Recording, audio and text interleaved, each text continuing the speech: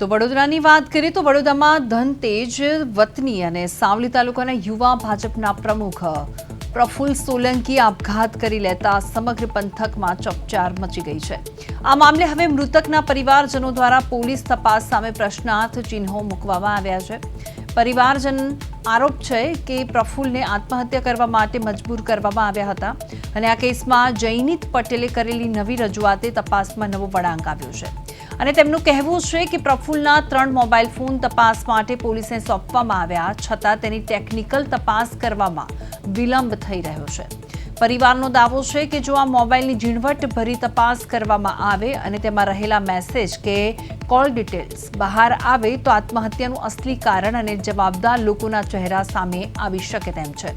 સામે પક્ષે પોતાના ઉપર લાગેલા તમામ આરોપોને પાયાવિહોણા ગણાવતા આરોપીઓ સામે પરિવાર કડક કાર્યવાહીની માગણી કરી રહ્યો છે અને હાલ દેસર પોલીસ આ સમગ્ર પ્રકરણમાં ટેકનિકલ પુરાવાઓના આધારે તપાસ હાથ ધરી રહી છે। સાવલી તાલુકામાં ચર્ચાનો વિષય બનેલા કેસમાં હવે પોલીસ મોબાઈલ ફોરેન્સિક રિપોર્ટના આધારે શું તારણો કાઢે છે તેના પર સૌની નજર ટકેલી છે।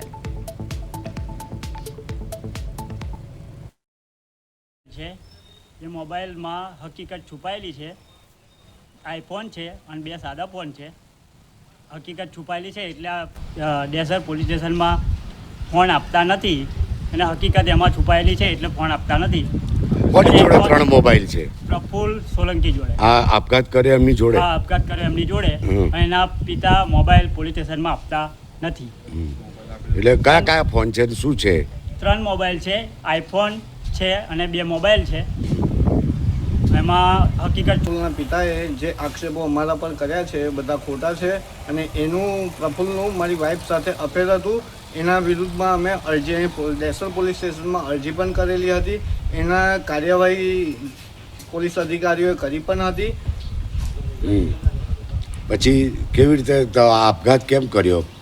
એ આપઘાત એટલા માટે કર્યો એને કે એને મારી વાઈફને કોલ કરીને એને કીધું હતું તું મને મળવા નહીં આવે તો હું મરી જાઉં। રજૂઆત કરવા આવ્યો છું કે અમે નિર્દોષ છે અને અમારા ગામના પ્રફુલ્લસિંહ પર્વતસિંહ સોલંકી તેનું અફેર હતું અમારા ગામની પટેલની પ્રિયાંક કુમાર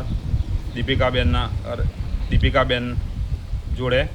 એટલા માટે અમે કહેવા આવ્યા છે કે અમે નિર્દોષ છે અને એના પપ્પાએ અમારા પર જે આક્ષેપ કરેલા છે એ ખોટા છે। એમના છોકરાનું એમની છોકરી જોડે એ છોકરી જોડે અફેર હતું અને આક્ષેપો જે કર્યા છે અમારી પર ત્યાં આવીને એવું કહેતા હતા કે આ બેના ફોટા બધું બતાવીને જેવું તેવું બોલતા હતા અને અમે એ બાબતે ઘરે આવીને રજૂઆત કરી તો એમને સ્વીકારવા નહોતા રાજી। તો અમે પછી પોલીસ સ્ટેશનમાં આવીને અરજી આપી હતી। જે અરજી બાબતે અરજી આપી પછી અમને એવું કીધું હતું કે તમે થોડાક ટાઈમ પછી આવજો। બસ આ જ રજૂઆત હતી અમારી। એમાં એ ભાઈ જેવું તેવું પછી અમને બોલી ગયા હતા અને એમાં કાર્યવાહી બી હજુ ચાલુ જ હતી। એના પપ્પાના શું આક્ષેપો છે? એમના પપ્પાના એવું આક્ષેપ હતો કે અમને અમારા છોકરાને તમે ડિપ્રેશનમાં લાવી દીધો, જેવું કે અમારે કંઈ એમની સાથે વાત